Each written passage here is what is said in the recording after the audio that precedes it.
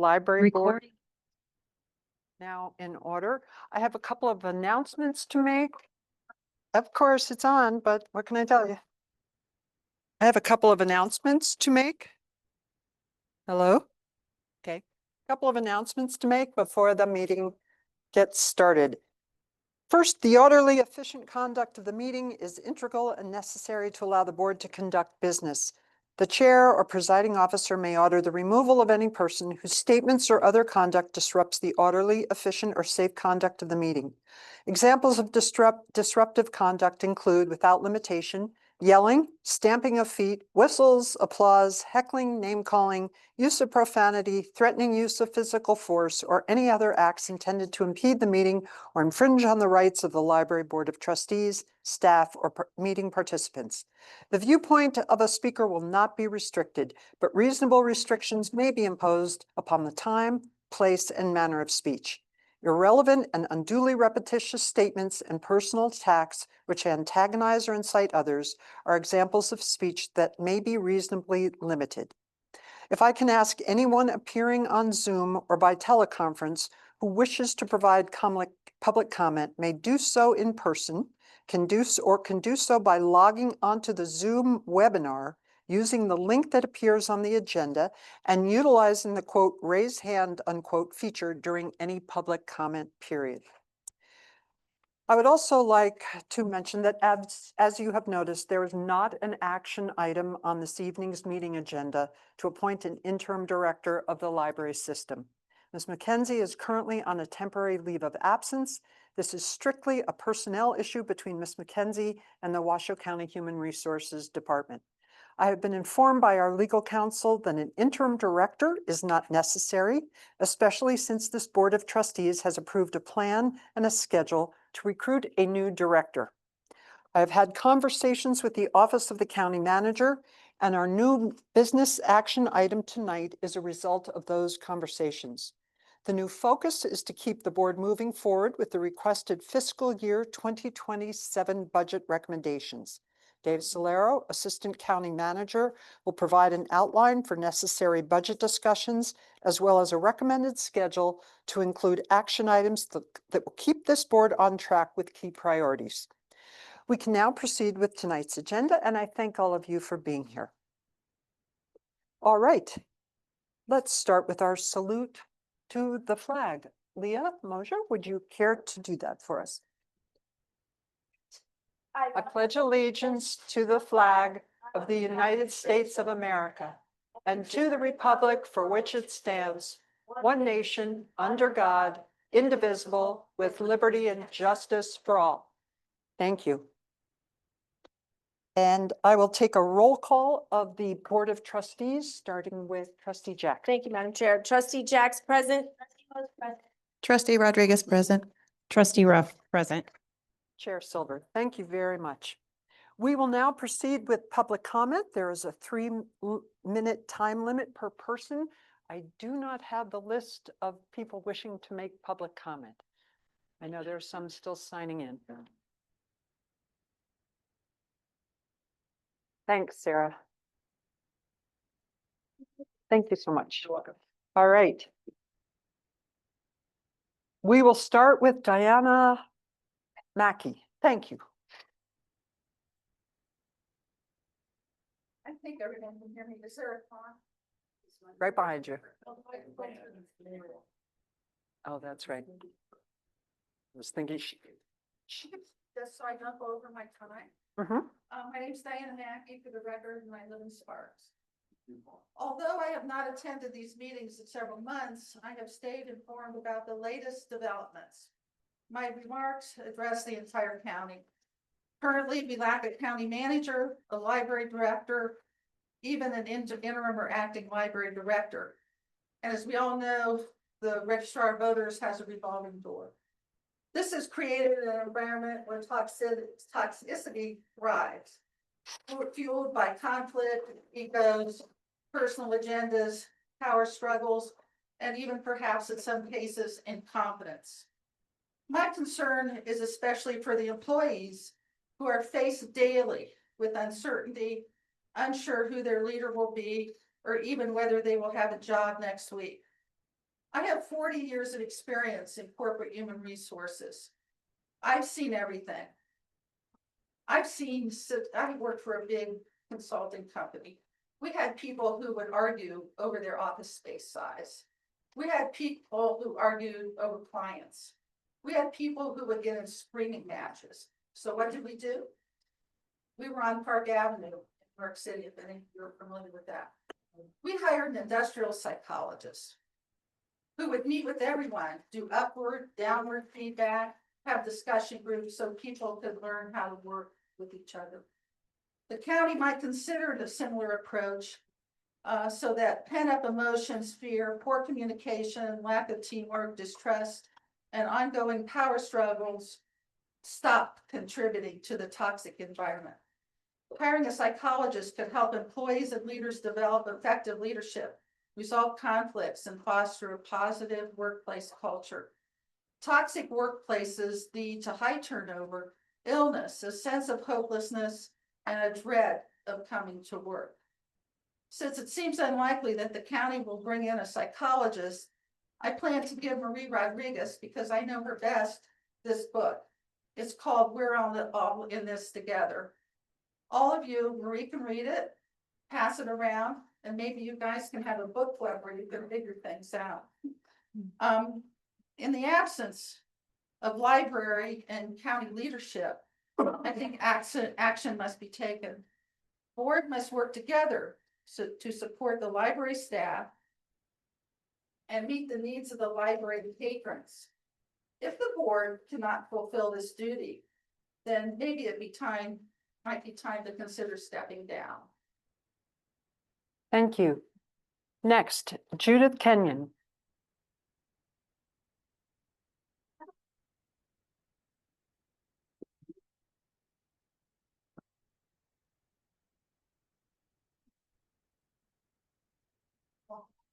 I'll see if I can project. Just wait a second. Okay.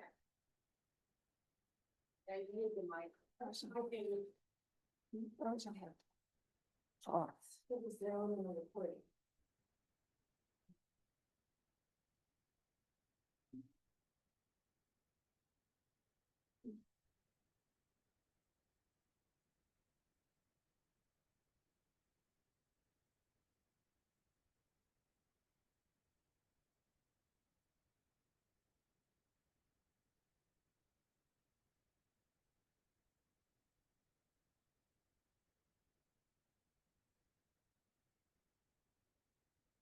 Hello?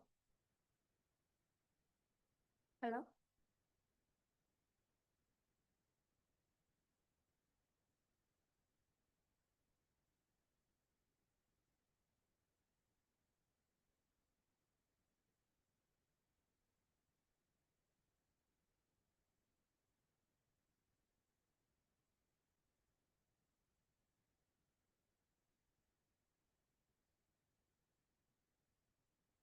Hello?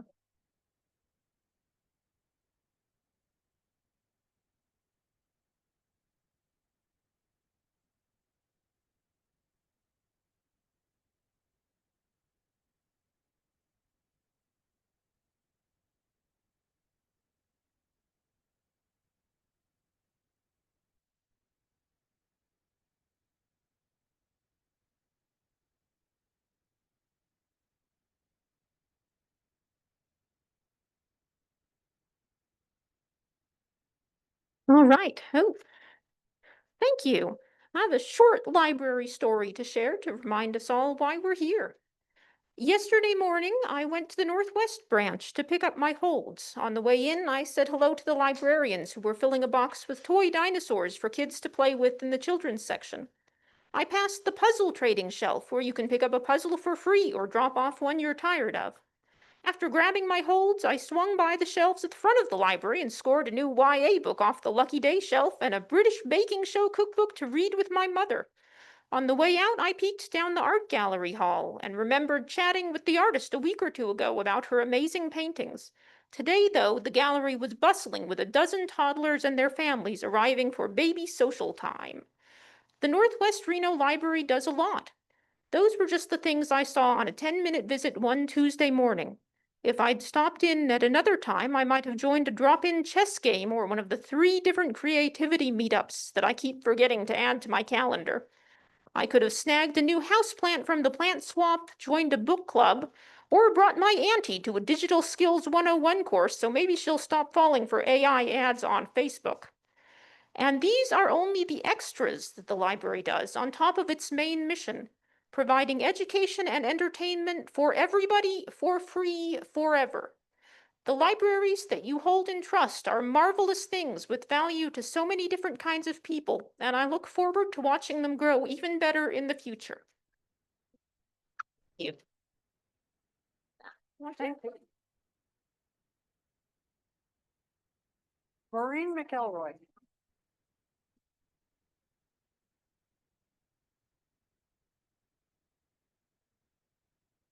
Washoe and tell us when you'd grab a chair.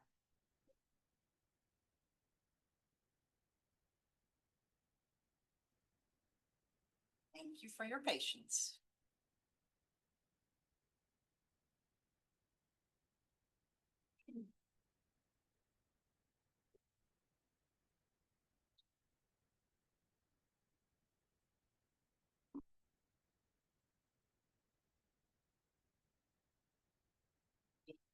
Ready. Good evening, trustees. Thank you for this opportunity to comment. I appreciate it. For the record, my name is Maureen McElroy. During this budget discussion meeting, with the emphasis being on the services, I want for Assistant County Manager Solero and for our Library Board of Trustees to understand this, that while our Washoe County Library System services consist of many elements, 2 of the most important are our library collection and our library staff. Our library collection is the soul of our library system. Our library staff members are the heart of our library system. We need both of these elements in order for our library system to remain vital. Are these things costly? Yes. Are these things essential? Yes. Going back to budget and collection, however, I want to illustrate how really invaluable our library system is on a personal basis. I'm a retiree on a fixed income. One of my passions and pastimes is reading. This collection of books here is just an example of what I might check out in a month. So, for an example, a brand new book, Oprah's Book Club. Another book, Relinquished, costs about $30, as does the Oprah book. Hand to Mouth is an older nonfiction, still relevant, cost $19. China's Wings is no longer in print, available via secondhand market for $15, but it is also available free through Washoe County Library System's electronic collection as an ebook. Our electronic collection costs money, but is becoming almost more popular than hard copy books. This last book, hefty as it is, The Spectacle of Flight, is no longer in print and it's not available through Washoe County Library, but it's available through Washoe County Library's interlibrary loan program. You may not be aware of it, but if there is a title that a patron would like to read which our library system can't acquire or does not acquire because it doesn't fit Washoe County Library System's collection development criteria, our library system currently has the ability to put a call out to other library systems throughout the nation to borrow the book. Magic, huh? So this collection of books cost about $150. $150 times 12, $1,800 a month, a year the library system is saving me. I can check these items out for free. This is the value of Washoe County Library to me and to the hundreds of thousands of other library patrons. And this is why Washoe County Library needs to continue to be funded fully and robustly. Thank you. Thank you. Kate, Celine?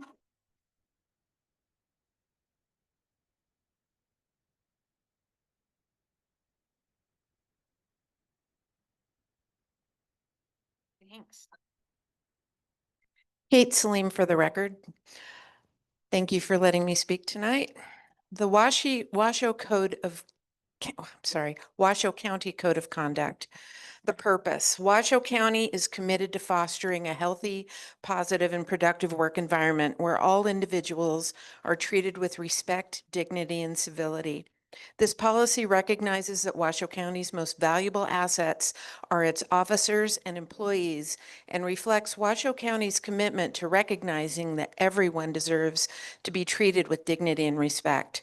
This policy sets forth Washoe County's expectations of its employees, officials, and persons representing Washoe County in their interactions with the public and each other, and reflects the core values set out in the Washoe County Statement of Values. As figureheads and representatives of Washoe County, the Board of County Commissioners agree to exemplify the values and conduct set forth in this policy. Persons appointed by the BCC to board shall exemplify the values and shall adhere to the conduct set forth in this policy and may be removed for failure to do so. Further, under Washoe County Statement of Values, the Board of County Commission has adopted the following statement of values. Integrity. We are dedicated to uncompromising honesty in our dealings with the public and each other in conformance with our code of conduct. Effective communication. We believe in simple, accurate, and clear communication. We encourage the open exchange of ideas and information. Quality public service. The county exists to serve the public. We put the needs and expectations of citizens at the center of everything we do and take pride in delivering services of the highest quality. The beginning of tonight, there was the introduction about what is acceptable in these meetings. And that was read last week and stated, and not 5 minutes after that, the public saw a board member berate a member of the library staff. This was not the first time that this board has engaged in that behavior. I have seen the assistant DA be berated, the then director be berated, assistant county manager be berated, as well as a member of HR. I encourage this board to remember that they fall under this code of conduct. Thank you. Thank you. Willie Pusher.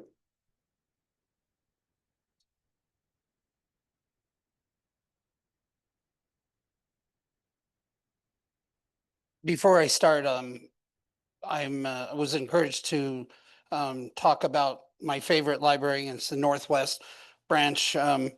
The former director, Martha Gould, who's a friend of mine, helped to pass the bond 30 years ago, and I love that library. I've been absent from these meetings this year largely due to the fact I was working at the Nevada legislature, which prevented me from what was considered engaging in partisan activity. During the session, on 2 occasions, I was harassed without provocation, once while working in the building, and then also while shopping at the Reno Costco by one of you trustees, because I believe I've been so outspoken here. I will refrain from naming this person to follow the rules of speaking to you as a whole. These experiences gave me some insight into how the library staff must feel and having to remain silent for fear of their jobs. And one of the reasons why I've returned tonight. To the library staff members, I appreciate your service to our community, and we have your backs. You deserve better. I'm disgusted by the behavior of some of the trustees who pander to the library opponents. While your mission should be to protect and serve the library system, rather you have sought to destroy and compromise it. Here's a few examples of how in the last couple of years. A library trustee acting as a defense attorney and gaslighting the abusive and threatening behavior of library opponents who should be banned from the library premises and actively work to defeat the library bond in order to defund the library. Watching the emotional reaction of library staff realizing their own board would not support them in protecting them from abusive and threatening behavior by overturning bans, and then watching those library opponents laugh and ridicule the visibly upset library staff. More recently, a trustee berating a staff member during a meeting to the point they had to leave the room in tears. This is particularly shameful. And a so-called First Amendment auditor who posts videos with the contact information of library staff, leaving them subject to numerous death threats, being even allowed to be in library premises, and thus allowing him to continue with his disruptive and intimidating behavior. There are some on this board who aspire to run for political office next year who probably figured that the library board would be a great stepping stone in that pursuit. Look at the record you'll be running on as a trustee. I can just see the slogan. If you like what you've seen at the library board, just wait until I'm elected to insert office here and bring all the chaos and dysfunction to insert government body here. Believe me, I will be joining many in reminding voters exactly what you have done here. Thank you. Gail Townsend, please.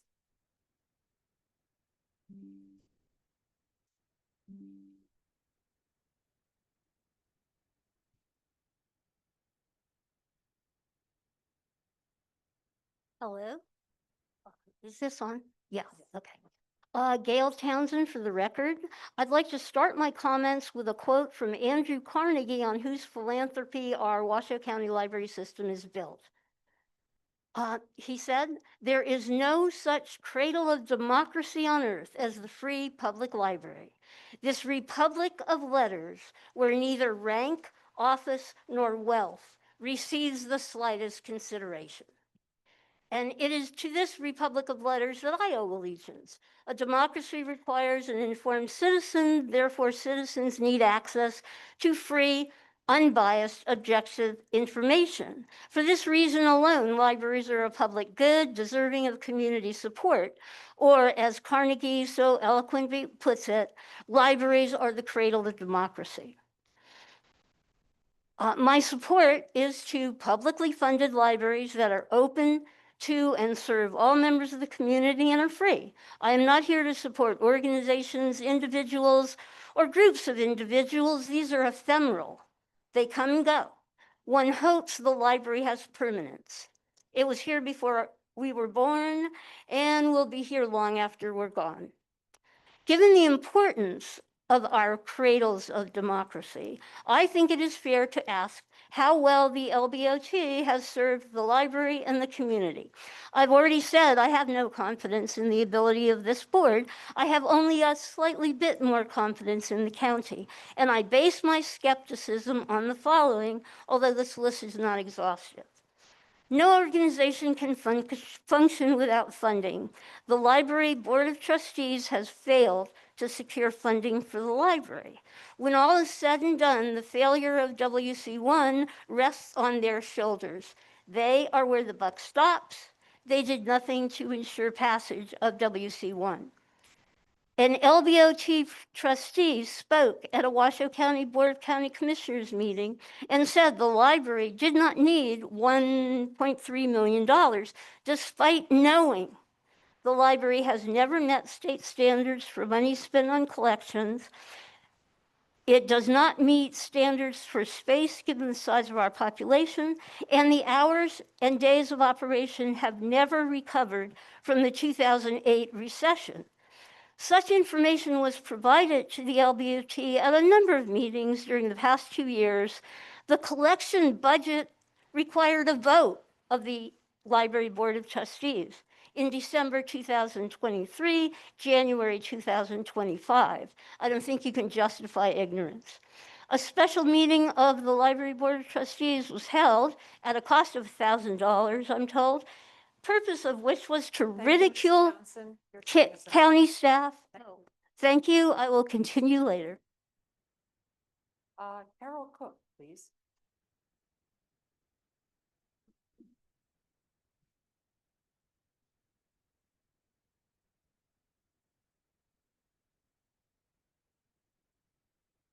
Here's the mic. Right now. Oh. Good evening. My name is Carol Cook. I live in South Valleys. My first comment is Stacy McKenzie's situation certainly is a personnel matter, but that should not be a cover for what seems to be political. I would like some information on who prior to this meeting is responsible for setting the agenda and who has input into that. And I'm not sure I can find that out tonight, but I would like to know that. The second thing I would like to know is, are any of the presentations given by Stacy McKenzie are going to be used going forward? I ask because Chairman Silver complimented her work last time. Or are we starting all over at this late date? I also extend my best wishes to our Assistant County Manager for stepping into this mess. Good luck to everybody. Ilya?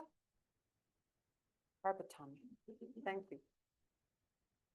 Ilya Arbitman for the record. Yeah, I'm sure everyone in this room can kind of knows what I'm talking about when I sort of refer to the bizarre feeling of being in like a battle to the death whenever we come to these meetings, and it's really unpleasant, and I really am not sure why 3 years later we haven't kind of gotten ourselves out of this mess. I think talking about minutia from meeting to meeting, we do lose track of the bigger picture.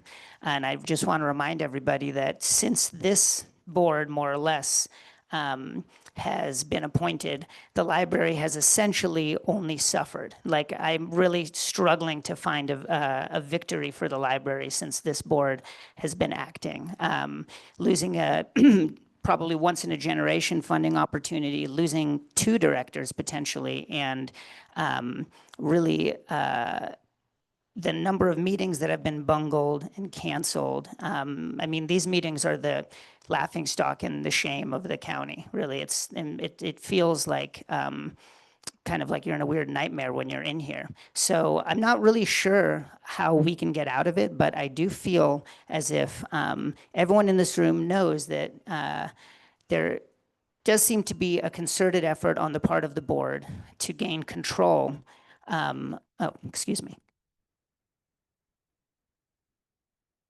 Sorry, an important call problem. I'm so sorry. To essentially gain more direct control over the library system, which could be a good thing potentially. It's really hard to say, but given the past record of the board, I'm really doubt that working without a director is going to benefit library staff. And I'll use my last time mostly to talk about that, right? I'm here because actually, you know, before I was involved in any of this mess years ago, I've been friends with librarians for a long time. And before I knew anything about their jobs, you know, I always admired them and thought that it was a really, you know, close to teachers, a very noble and admirable profession to go into. And it is really shameful and embarrassing. And it's hard to really convey the anger I think that the community feels towards this board for targeting the library staff. Because whatever your thoughts are about budgets and funding, it is just unfair to librarians to continue this mess because they need to go to work. They need to provide the amazing services that we've heard about today. They need to feel like their jobs are secure. They need to feel like, I've already heard about programs that are being canceled in advance, basically, because we know that we're not sure what the budget is, so we can't really plan for a future program, right? And that is unacceptable. And we had an opportunity to prevent that. This board worked against it for some reason. And so I really encourage everyone here, right? Don't even think about the budget, right? Really the main first issue is to think about the library staff, how you keep the libraries open, how you keep services going, and then you may build a budget that meets those ends. Thank you. Thank you. Douglas Miller.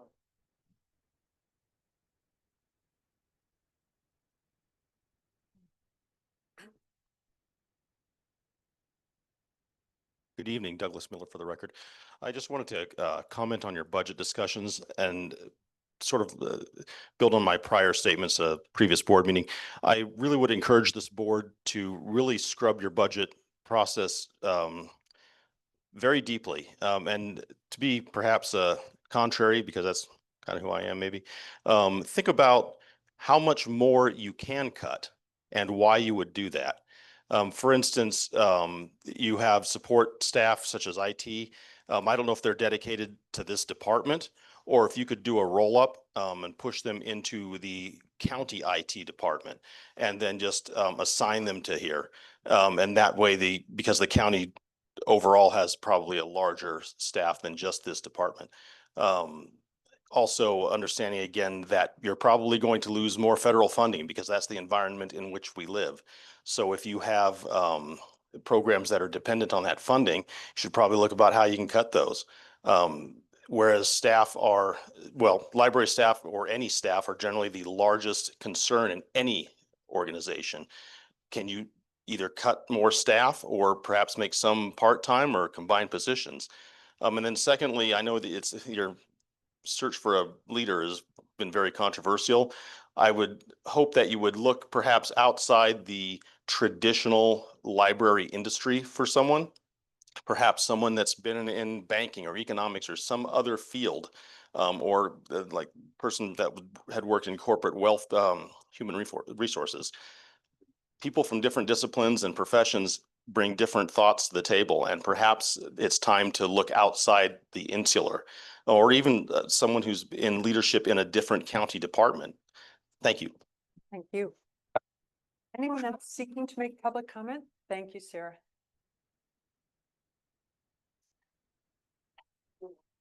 All right, Sandy Tibbet.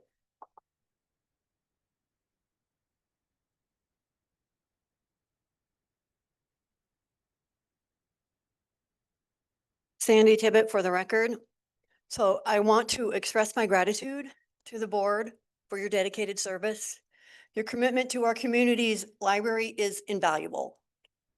And I deeply appreciate the time and effort you have invested to keep this vital service thriving, which you have done.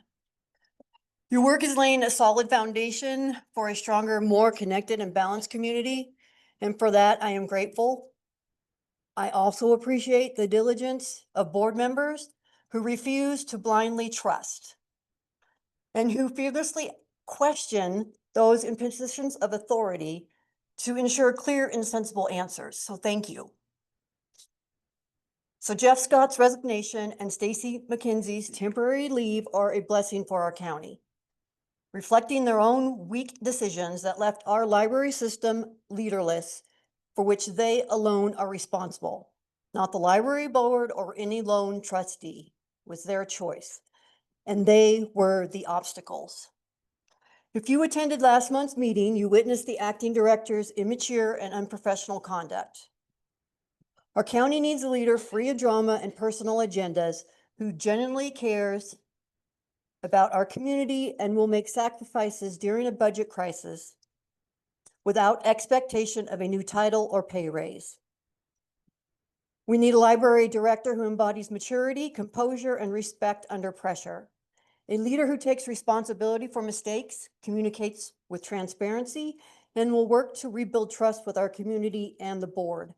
They must inspire staff and stakeholders, maintain stability and morale, act with honesty and integrity, and align decisions with the library's mission and community interest. They must nurture healing. I want to take a moment to thank Assistant County Manager Dave Solero for stepping in to help guide the library board and staff with impartial leadership during this transitional period. His commitment will ensure our library remains a vital community resource. So thank you, Mr. Solero. I also appreciate the courage of the anonymous letter writer who boldly exposed the truth by shining a light on critical issues within our library system. Their strength in speaking out despite potential backlash set a powerful example. The recent actions of the acting director proved the allegations in the anonymous letter to be true, confirming the need for accountability. Their actions remind us that a voice can spark change, inspiring others to speak out with honesty and integrity to hold our local leaders accountable and foster transparency for our community's betterment.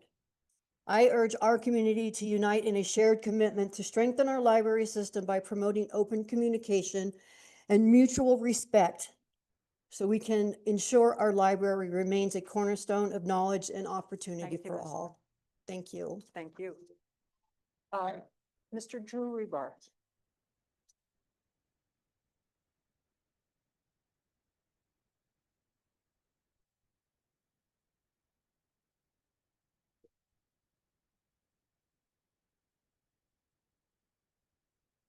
Drew Rebar for the record. Hopefully the record's right this time.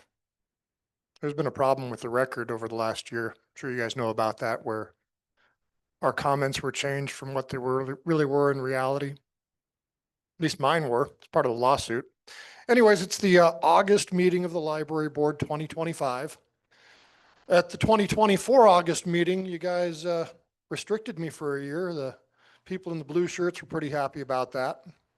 And as you later discovered in that meeting, we had lying, crying librarians, and a lot of what you'd been told was lies. Thank God for video. The problem with the library has not been the board. A lot of people have blamed the board for it, but you guys are volunteering. It's your time. You're doing this for free. Thank you. And you have been making change in the system. The problem in the library has been the leadership and the employees under that leadership and how they believe they can treat certain people differently than other people. Some people have certain rights, other people don't have any rights within the library system. That's been a problem. Hopefully that can change. I did go down to the library here, downtown Reno here a couple of weeks ago, and the people in the blue shirts, they're Indivisible Northern Nevada. And I want to give a compliment to a library employee. They were having a meeting in the reading room at the library, and I went in with my cameras to quietly record. And I was told I needed to leave by the blue shirted people. And I told them no, and they went and got the library manager, and the library manager, from what I observed, I didn't listen to it, had a very professional conversation with them and told them that I could be there. The blue shirted people told me that there was limited seating capacity. And I turned around, looked at the sign says 108 people. And there weren't nearly 108 people in there anyways. They were trying to stop my speech, stop my presence within the public library. That's the whole problem. That's why you're getting sued, is because librarians wanted to make the libraries private for one group of people and exclude another group of people. So hopefully that never happens again. But I do see a problem on the horizon. Mr. Kaplan should probably know about this, and Mr. Assistant County Manager. The library downtown has been taken over by Judge Hazlett Stevens for the homeless court. He closes down the library reading room that's supposed to be public. Under the law, you, the Board of Trustees, need to authorize this closure of the public reading room to the public. I've been denied access to my press rights in the public reading room. So I hope this can get solved. If a judge wants to take over a library, well, it seems to be a judicial branch versus an executive branch issue here. And again, you guys have the authority to limit the library. Thank you very much for listening to me. Have a good night. Thank you. Elizabeth Phelan?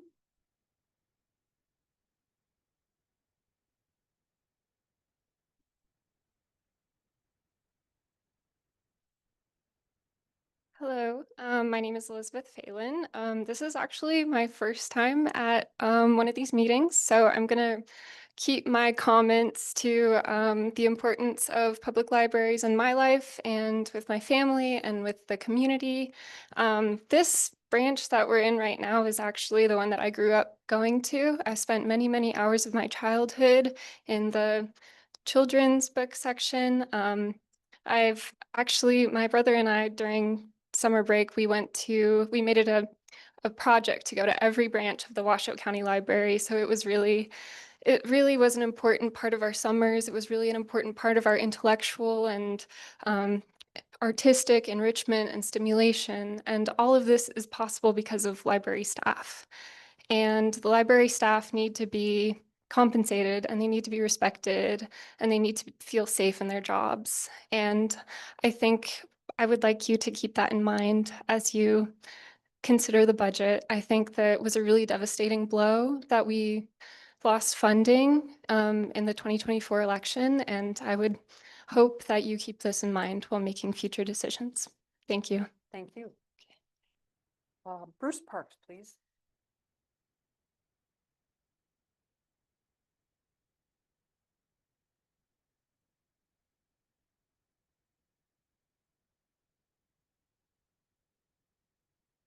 Bruce Parks for the record. Oh, okay. First of all, it was very refreshing to walk into the libraries recently and see the propaganda about WC1 has been removed. I appreciate that very much. Also, it doesn't look like a herd of unicorns came through and puked rainbows everywhere. That's also refreshing. I'd like to encourage you as a Board of Trustees to go through an outside agency in your search for a new director.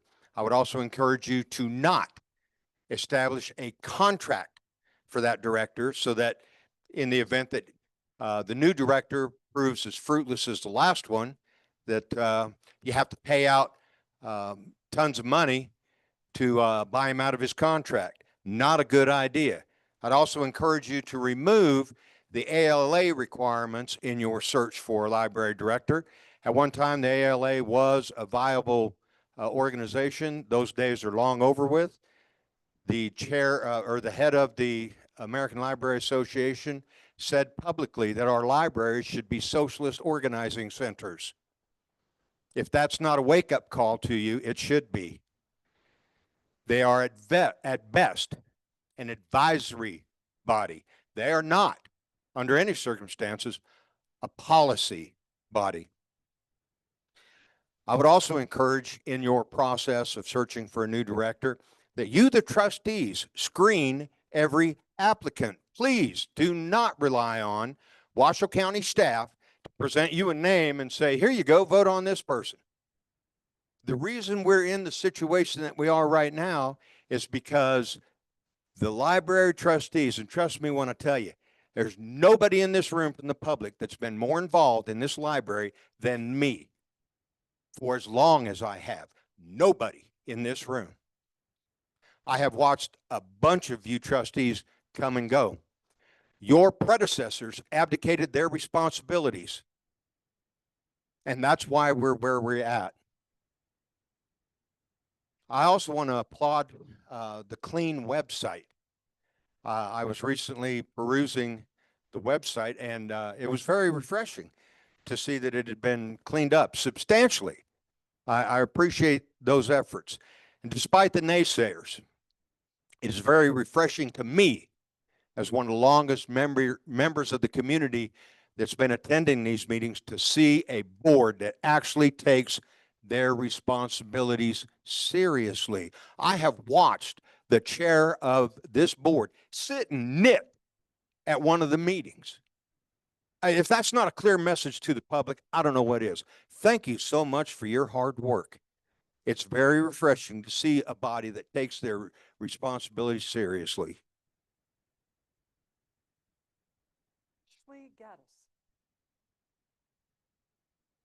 Good evening, everyone.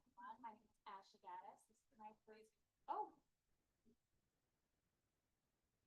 If you couldn't guess, this is my first time attending one of these meetings and lots of intrigue.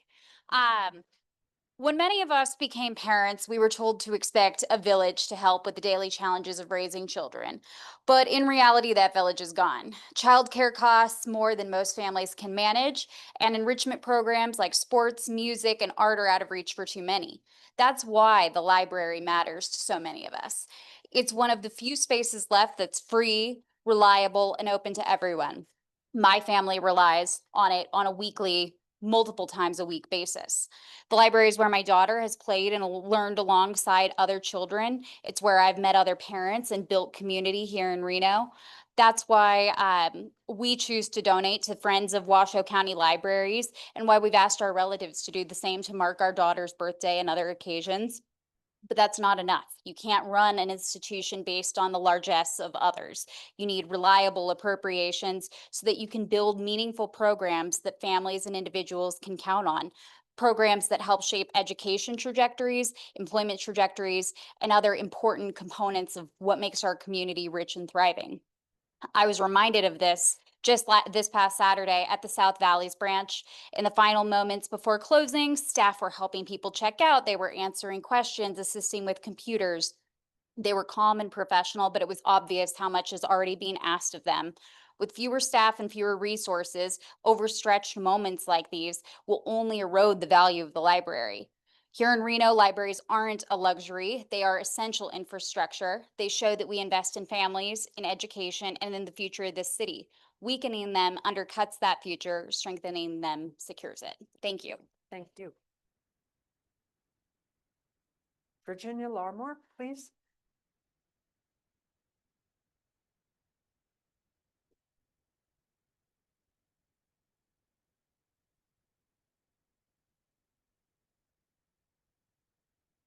Good evening.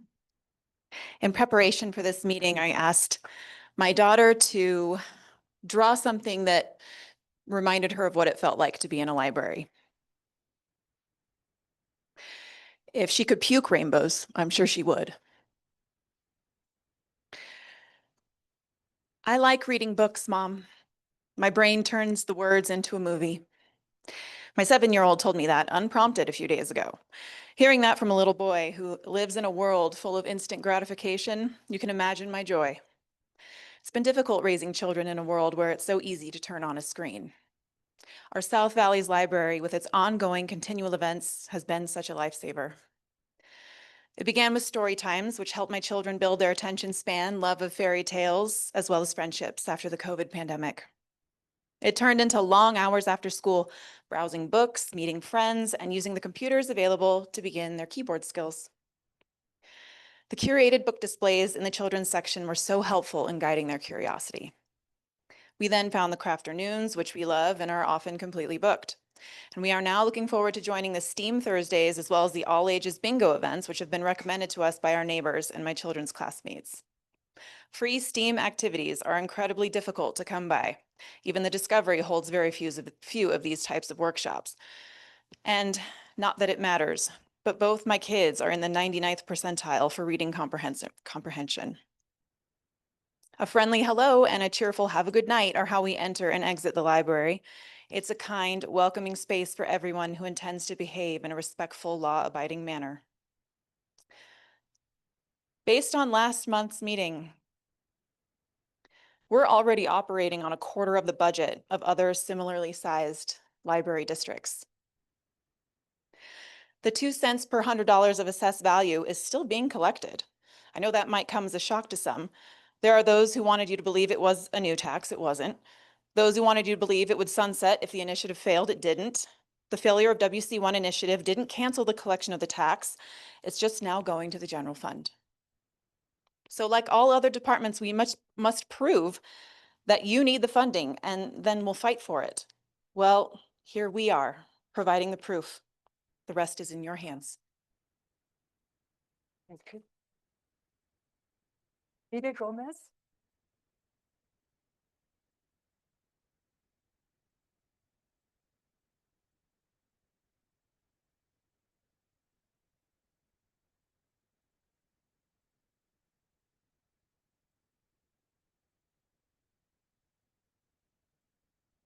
Hello, Vida Gomez. So I'll say this. The last thing I want to see is the politics of austerity begin to infest our libraries. At a time where many public services and assistance programs are being slashed, I would encourage that we not follow this malicious trend. Poor funding is a self-fulfilling cycle. It leads to dwindling use of services, loss of jobs, and it just hurts our community overall. I work in higher education, so I see the end result of Nevada's struggling public education, the results that it produces. It's poor funding. We have one of the lowest rates of adult literacy. Our neighboring states, some of them have high 80% to 90%. I don't think we could have really afford to, not adequately fund our library services. It would just be a gross disservice to our community. But let's do it. Let's cut library staff. Let's ruin some people's lives. Let's make callous, arbitrary decisions of things that are the future of our community. Who cares? It doesn't impact us. It's just the library staff. You don't have to live with the poor and the struggling. So many of us, and myself included, we have well-paying jobs. We don't live with them. So who cares if they're unemployed? Let's make more unemployed people in this world. That's actually a really good thing to do. So let's treat the library like a business, go full corporate raider, strip-mined its services, rob the people of Washoe County, hand it to the people who will call me the most vile slurs. The so-called oppressed who bemoan how the library staff have committed great crimes against them and use their ill-formed language as a shade for their petty personal drama and ego. I recommend not listening to the budgetary advice of people who support defunding every possible public good. It's the advice of antisocial nihilists who despise their fellow citizen and neighbors. Thank you. Ms. Barton, I'm so sorry that I don't pronounce your first name correctly.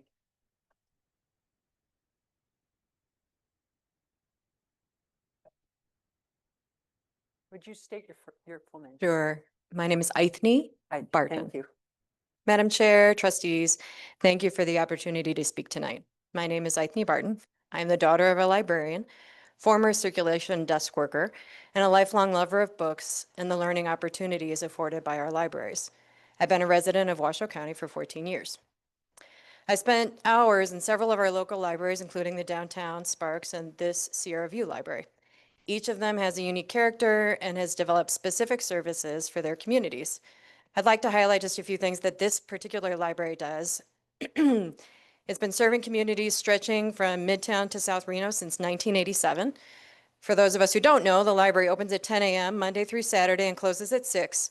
Late hours are offered on Thursdays until 7 p.m. and 4 p.m. closures on Saturdays. It's really important for people who are accessing other services in this building to have access to this space. There's literacy council here. There's people applying for Medicaid. There are people who are also, it's an employment service or something like that. So it's really important to have a safe public space to be able to, one, print things, right? So you can show up and you can have a document on your phone, and you are now able to print something directly from your phone. You don't even have to have a laptop, which is huge. Staff also support the Duncan Trainer Library next to Duncan Elementary 4 days a week from 3 to 6 p.m. So as we talk about how staff are having to split hours and do more with less, I certainly wouldn't want to jeopardize that vital service for our youth in a community that needs the service. Today, if you're walking through the library, you'll see signs of a vibrant community. The Teeny Tiny Community Art Show, which I think is the second annual, features some of the youngest budding artistic talents in our community. If you'll see, there's a little square that a 6-month-old somehow smeared onto, and it's just this beautiful smear of color. The watercolor class final project art show, taught by a local artist, demonstrates the work of the class, of the attendees of the class. Last month, the Reno Phil performed on a Saturday morning for an audience of about 150 people here. And I attended just last month also as part of the Art Town experience, Young Shakespeare's performance of Twelfth Night in this very room. It was much warmer. You'll see people as you walk through sitting at computers, they're reading books, they're wandering the aisles, they're printing documents, right? And they're generally taking their time. And we don't have enough spaces in this world where you just get to be and not feel rushed. Over the course of the next 4 days, this particular library offers many services. Baby story time for 0 to 18 months, toddler time ages 18 months to 3 years, and esteem family story time for children of all ages, with that really important emphasis these days on science, technology, engineering, arts, and math. Thank you so much.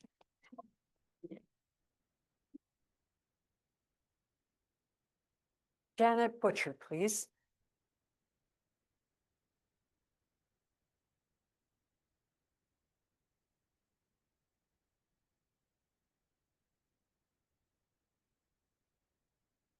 Janet Butcher for the record.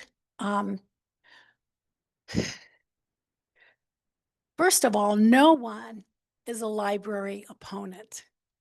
Nobody is against the library. Nobody wants to see the library disappear. Accountability is what people were asking for. I'd like to bring up too, when somebody speaks about the county or about the meetings being canceled, I'd like to remind people that last year the county commission canceled 8 meetings. This year, 3 meetings are being canceled thus far. So it happens. If you don't have a quorum, you don't have an agenda, you have to move forward and do what's right. I appreciate those who came up with a solution. I was told by one of my bosses once that if you had a complaint, come up with a solution. Do you have a solution? So I appreciate those people who did have a solution. Now, one of the things as we've said, an audit is good and you need to be efficient and you need to like go through. I thought, maybe I should do that. I found $250 a month that was going out my door that didn't need to go out my door. That's no more. We keep beating WC1 up. We keep talking about it. Why don't we look at what you can do moving forward? It didn't fail because people didn't understand. Last month, somebody mentioned that the questions were actually exactly the same from 1994 to 2024. What's different? I came through with a list of 32 different things that are different today than what were in 1994. FaceTime, Tickle Me Elmo, the diaper genie. I didn't have a diaper genie when I had kids. So anyway, it's a difference. And you had a different leader back in 1994. She was very well respected in the community. I think if I'm correct, I've heard people talk about North Valley, and I do agree that it needs a library standing by itself. Why don't some of these people come up with an idea to fundraise and get that library built instead of complaining about why WC1 didn't pass? It didn't pass because the voters said no. Thank you. Thank you. Joni Hammond, please.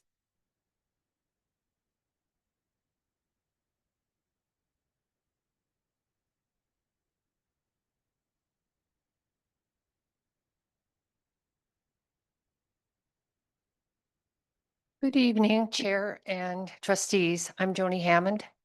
I find it interesting that there's so much emotion in this room. I guess I'm one of the antisocial nihilists that the previous speaker talked about. Washoe County has a business to run. Washoe County is out of money. The librarians and the libraries are part of Washoe County. Instead of emotion, we need to focus on the business of the library. The voters spoke by repealing the library 3% tax. I'm well aware that we all still pay the tax. It's just not coming directly to the library. With that in mind, I propose that we look at the library business and find ways to make cuts. No one wants to make cuts to the programs they love, whether that's the sheriff's office, the firefighters, the libraries. No one wants to do it. Cuts have to be made. If you talk to the commissioners, we don't have enough money. As a taxpayer, I don't particularly want my taxes, especially property taxes, raised for anything.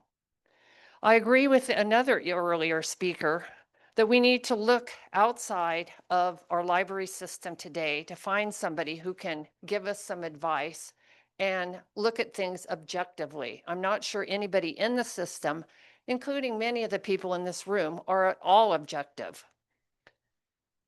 Let's look to run this county program, the libraries, for all Washoe County residents, not just the librarians. Thank you.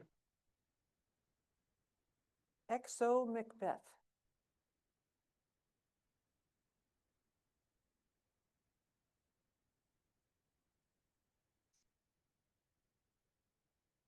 All right. So ready? All right. So I joined. The record, please state your name for the record. Show Macbeth. Okay. So I'm gonna to begin by saying that my purpose here is for 2 points. One is to address a basically national, if not international, crisis we have of anti-intellectualism and of the rise of AI and how that is affecting like our use very particularly, and that the funding and goals that we can set for libraries had to be crucial in fighting basically anti-intellectualism, pseudoscience, and general bigotry. And we have to do that first and foremost as a community. And through that, we have to basically spend a good portion of our resources towards outreach and the library-related activities. So we can actually start to socialize more, actually start to have a society where we have people that know their rights and know of the values of empathy and art and a free society. And that's my purpose here to say these demands going forward for us starting as a community. Thank you. Thank you. Rosie Zuckerman.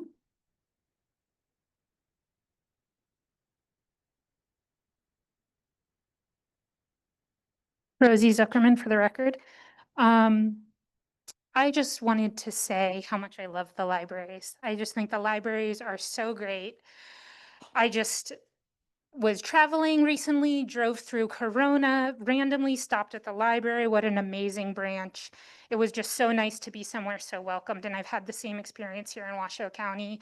I've lived in Reno for 10 years, which is not very long, but I've just always felt a joy and an overwhelming feeling of welcomeness in the libraries. I do a lot of work in my community, both with children as someone who coordinates a summer camp, as well as with folks who are in a low income bracket and who cannot afford to do their laundry. So we provide those services as mutual aid services here in Reno. I went to the library last weekend to work on an art project. And I saw multiple kids that I work with there checking out books. A lot of the folks that I help with laundry service there using computers, applying for jobs, doing all these things that they would not really have access to if the library didn't exist and if there wasn't such an amazing staff there to help them. The person at the reference desk was amazing and answered my questions. It was just one of many experiences at the library, but a recent experience that really stuck out to me as extremely important and something I wanted to share to everyone since we're all here because we love the library system and that we need to keep the library funded and staffed, and these things would not be possible without that. Lastly, I'll mention I work somewhere where we sell books. I cannot even count how many times children come in and the parent references, oh, they're going to get that at the library. Kids' books are expensive, as you may know. They're about $20 for a picture book. And, you know, kids who get a huge stack of books that they're excited to read, and the parent has to say, we can only get one. This is not the library. And which is fine, obviously. But is also just not just fine, but amazing that they are able to access this many books at once for free in this community, and how crucial it is that we are providing that resource for this younger generation, especially as someone just mentioned, you know, as AI and literacy rates, AI is taking over and literacy rates are plummeting. So that's all I have to say. Thank you so much for supporting the library, for continuing to fund it, and for supporting our amazing library staff that I just am like starstruck by. Thank you. Is there anyone who has signed up for public comment on Zoom, in which case they can do so by logging onto the Zoom webinar using the link that appears on the agenda and utilizing the raise hand feature during this period?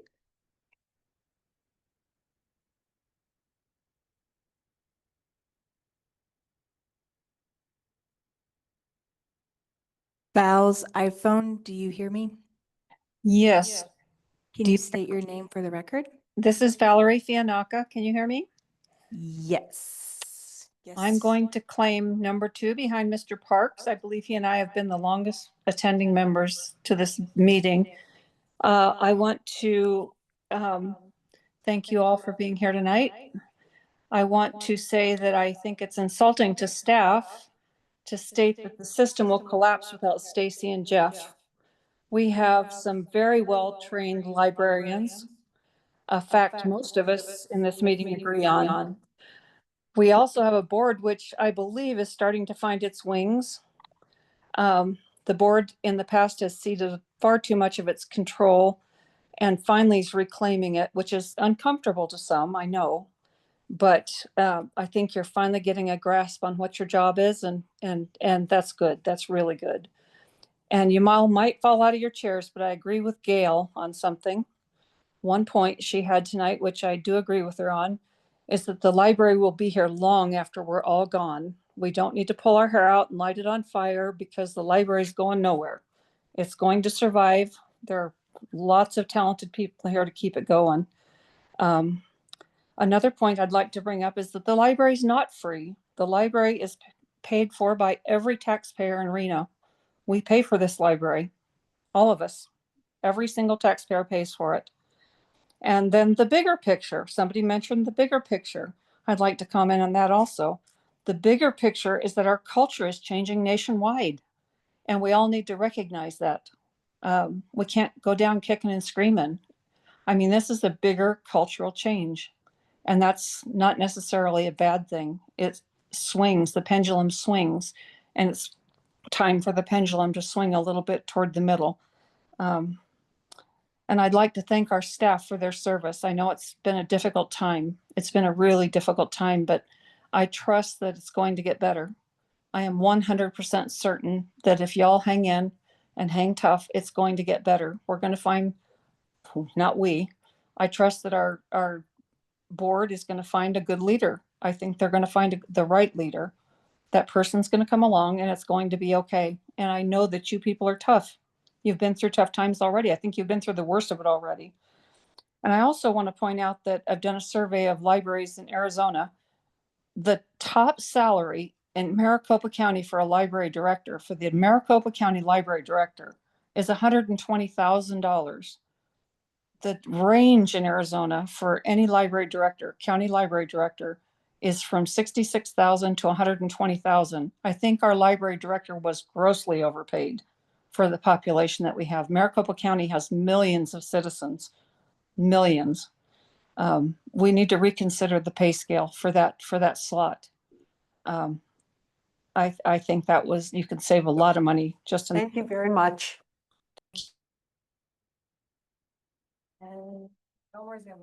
Okay, thank you. Hearing no other Zoom comments in person or by Zoom, we will proceed to our item number 3, which is board comment. This is a non-action item. It is limited to announcements, strategic plan activity, updates or issues proposed for future agendas and or workshops.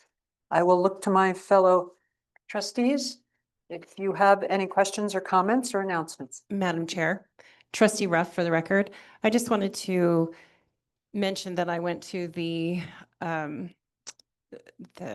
library the other day that's at the senior center. It's the first time I was there after the refresh. And I wanted to thank Carrie and her staff at the Sparks Library for staffing it.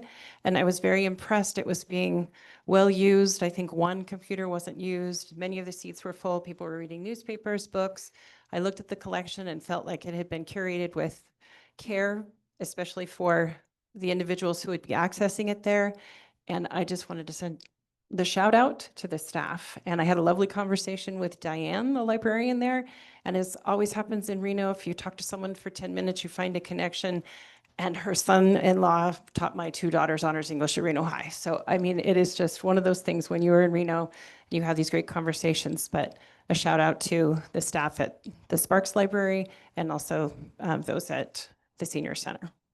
Thank you, Trustee Rupp. Trustee, do you have any comments? No. Looking to my right. Trustee Moser, or Vice Chair Moser, for my update, I did the shadow day with the courier, which his name is Jerome Potash, and Emily is also another courier, and they've been there for respectively 6 years and 10 years. And it was a very efficient system. Essentially, they help deliver the books that are interloan library books, or just, get books that are from out of the state or a different library system, or even at UNR to the various places, and as well as documents. And I think some cash audit stuff, but overall is really great. I learned a lot. I saw really how the inner system of the library works from a really deep level, which I think I'm going to recommend for any new trustee training, that there be some sort of involvement in either a shadow day or courier day or something to give you like a real blueprint of the grassroots level happenings of the library system, because it really was enlightening. I do think so some things did come up The usage rates were extremely high. Sparks, Spanish Springs, Northwest Valley, or Northwest and South Valleys. Everywhere I went, it was essentially used every space. And so that to me really spoke to the staff, the library system, and the usage or the need of the usage for, as we've heard, a free space to come and do work and study. So I do think adjusting as we go forward in terms of the hours of this usage, if we can stagger them, knowing that we do have a budget cut, just because I know they are used, they really are used. So thank you, Jerome, and thank you to the staff. I really enjoyed it. Thank you, Vice Chair. Do you have any comments, Trustee? Chair, for the record, Trustee Jacks, just briefly, I want to thank you all for being here. Appreciate you showing up and with the extra meetings we've had and the agenda items listed tonight, you can see that we do have an action item tonight, and I appreciate that we have an action item. No action item. But I did want to see, more action items on the agenda, specifically talking about the upcoming director position that we are working towards. I think maybe we could have had an agenda item to that effect. Also, there was some meeting minutes that I was requesting that we could get on the agenda, if we could look into that from the last meeting. And that was all I had for now. Thank you, Madam Chair. Trustee Jacks, did you happen to submit to anybody what I want to mention, what you indicated last board meeting that there were? Thank you. I have those documents. I wasn't able to access. I wasn't on the county, but it was also minutes, et cetera, from, I believe, the March or April meeting. And I'll just try to reach out again about that. Okay, thank you. I think it would be helpful if you do have things you felt, if you I have have things you those- felt were not accurate or Well, may I- have been I misintentionally have, yes. incorrect, if you could I have let those the library know.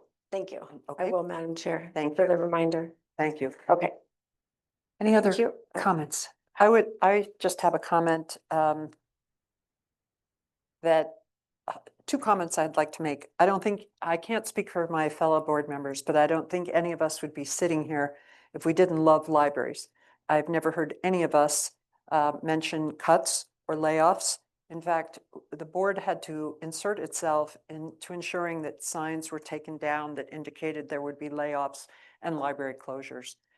We did not put those up, nor did we want to have them up, and I regret any library staff person who may have been threatened or demeaned or in any way made nervous by those signs. They were not the responsibility of the board. Secondly, it's been mentioned over and over again that this board was not actively involved in WC1. I personally attended 3 press conferences, gave interviews, and commented on the importance of the passage. I was there without the board director. There were many people at those gatherings, and I don't think collectively this board has ever intended not to see the libraries fully funded. In fact, what we should keep in mind is that what we're talking about tonight is the budget for the 2027 fiscal year.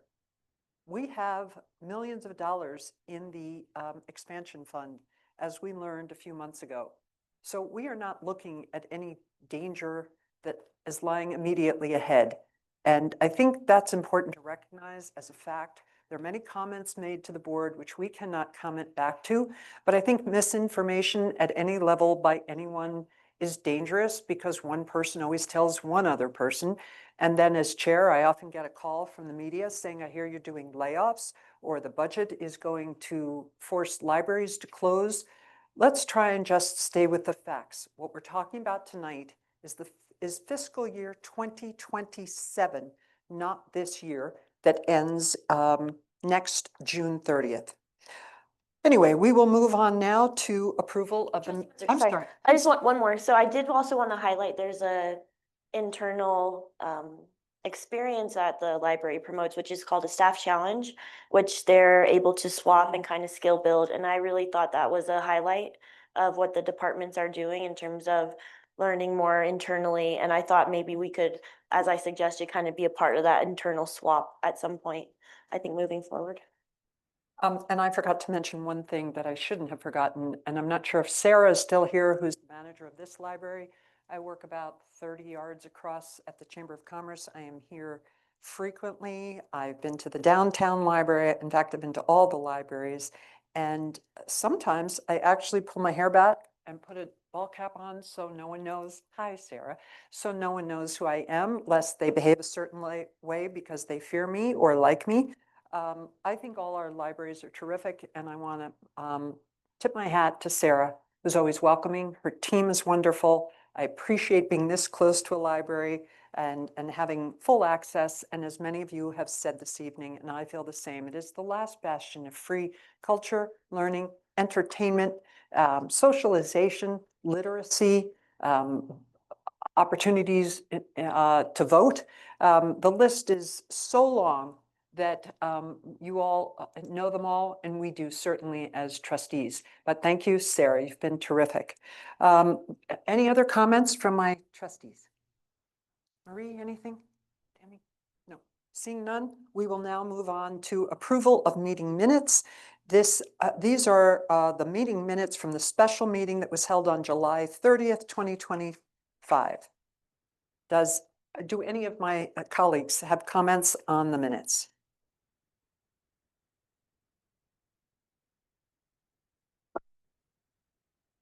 No comments? That's wonderful. Thank you for the minutes. Thank you, Sarah. This is for possible action. So I need a motion to approve the minutes of the special meeting held on July 30th. Do I have a motion? Sorry, Madam Chair, I briefly. Okay. Brief, yes, thank you for the record, Trustee Jacks. There was no email public comments for that special meeting? Nothing came across on email for the, right, because this is what the people brought in, submitted for the record. Was there no emails for that meeting? I'm sorry, direct that to me if you would. Oh, sure. Was there any emails sent in for that meeting? Any public comment emails? I mean, they would be here, but this is what people gave, but there was no emails. I did not see any. Okay. And I don't think there were. Okay. I have reason to believe there were. I usually we get 1 or 2 emails. There was none for this special meeting on July 30th. Just wanted to confirm. I didn't have those, but thank you. Okay, no. Okay, email. do I have a motion to approve the minutes of the special meeting held on July 30th? Madam Chair.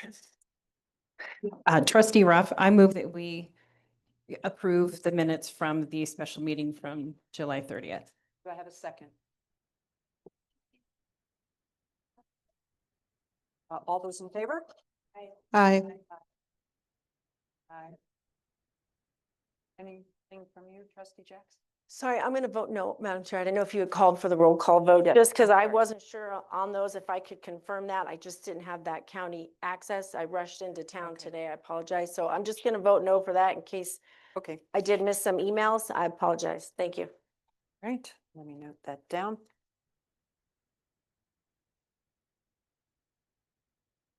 So we have 4 in favor of approval of the meeting minutes from July 3rd, 1 opposed. That is the action taken.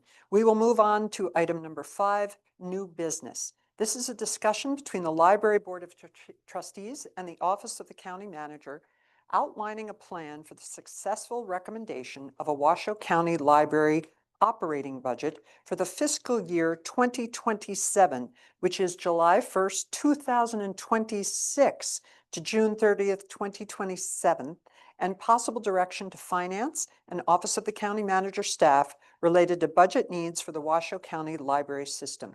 Mr. Solero, thank you for being here, and you're on.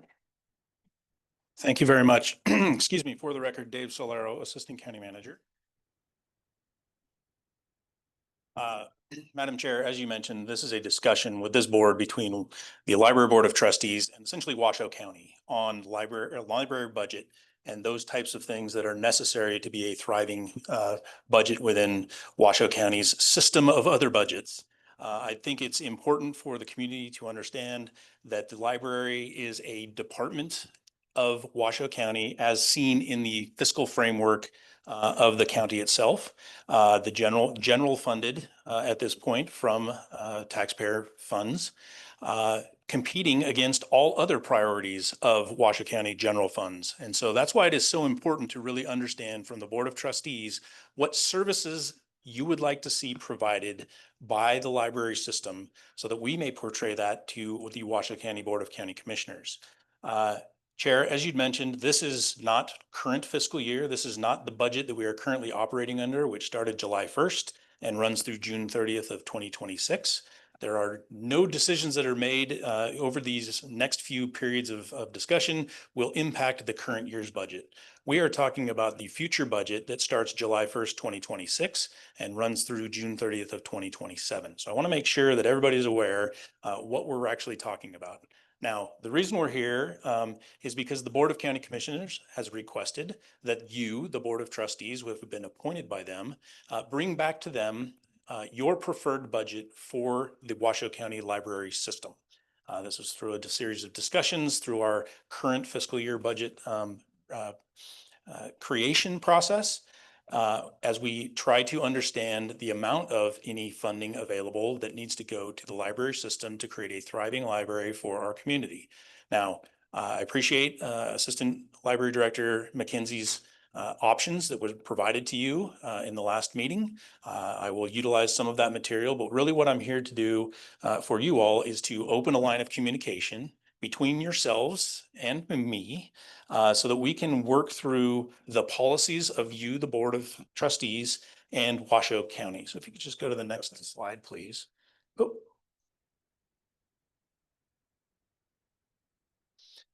So right now, the grounding to everything we should be talking about is contained within the current strategic plan of the Library Board of Trustees. This is the mission. Obviously, you can see here, I should probably read a few more books or take a typing class because I've made a typo there. It is one person at a time, not on person at a time. So this is the current mission of the Washoe County Library System as adopted by the Library Board of Trustees. This is also the vision as adopted by the Library Board of Trustees. Now, it may not have been you, but it is the body that you represent. I appreciate the trustees that have attended the training that has been held by Washoe County Human Resources and the Washoe County District Attorney's Office.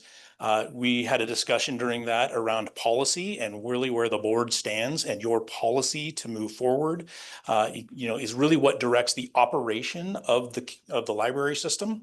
So there are a bunch of nuances in the way we budget and do all of this work within the Washoe County Library System.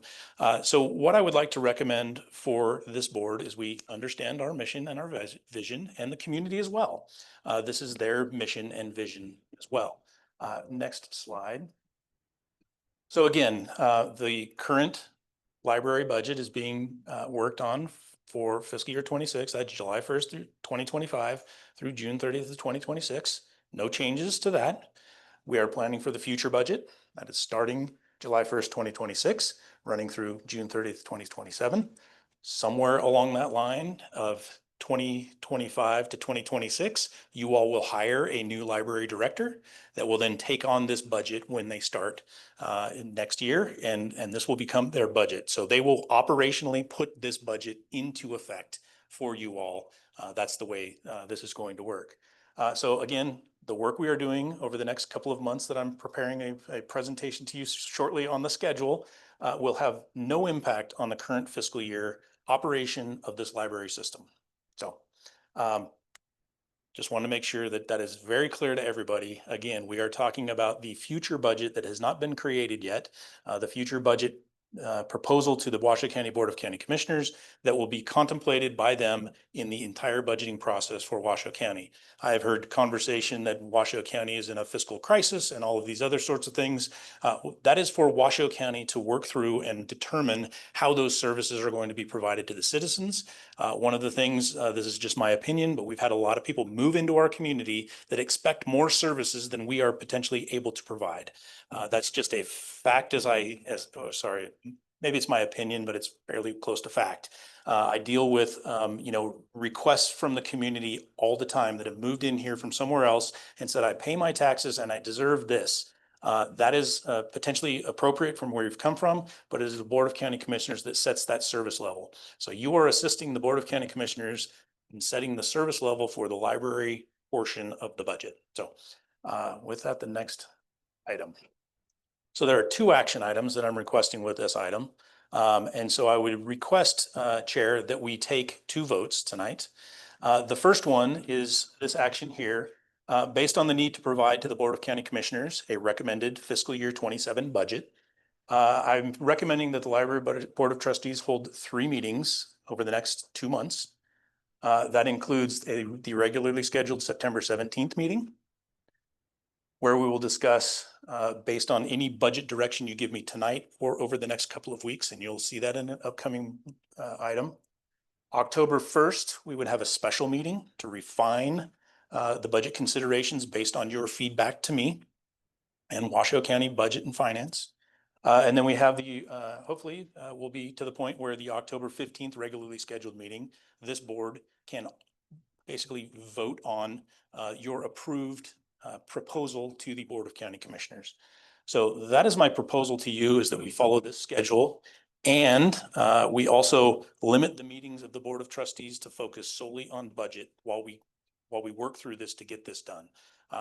Understanding you all have day jobs, you have volunteered for this. This is very important. I would hate to dilute the importance of what you are doing for the community by having a bunch of other things on an agenda to take your time away from this focused task. So with that, I will turn it back over to you, Chair. Let me ask my fellow trustees, are there any questions of Mr. Solero? Any comments or questions? Hearing none, I certainly appreciate that you've clarified that there will be no changes between now and next June, so that no one should be fearful or concerned about the finances of the library system. I do recommend that we follow your schedule.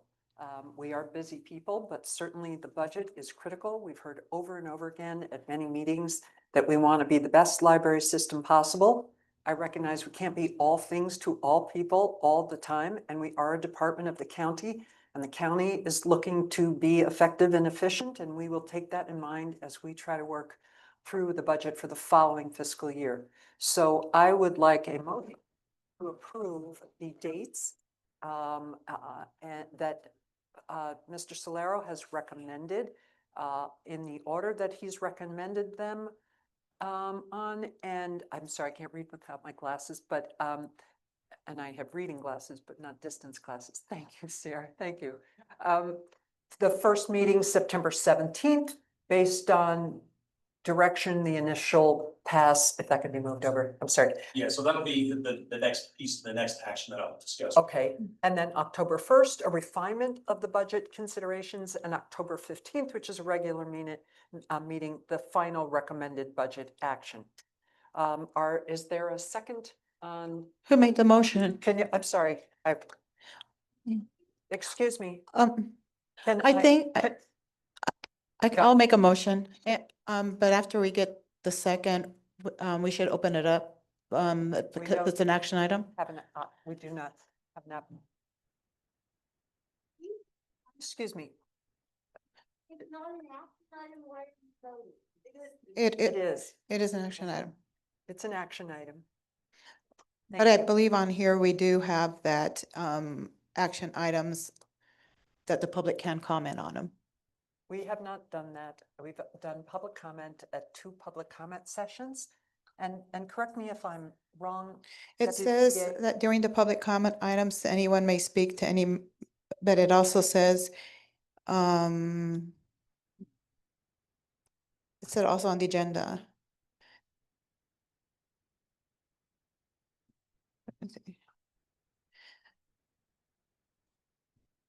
Trustee Moser, just a Yeah, question it of says clarity before. that, Go ahead. Oh, I thought I read on here that if we're doing an action item that the public could read, maybe I misread. Yeah, it is on there? Okay. Deputy DA Kaplan, can I ask you to weigh in on this? We haven't in the past, several meetings, taken public comment on action items. Oh, public comment period before any items on which action may be taken are heard by the library board and again before the adjournment of the meeting. Right, and so we Okay. have public comment at the beginning and the Okay. end. So if they do want to speak, they can speak during the ending public comment? Okay. But regardless, I'd like to make a motion that we have the meetings as recommended by Dave Solero. Thank you. Do we have? Trustee Moser, second. I just have a question for the budget projection. So this is, you are working then in with the financial officer and the leadership, or I'm sorry, and then you guys will use the library analysis information such as usage of places to prepare the budget, or are we going to get more in depth about how the budget will be prepared? Yes.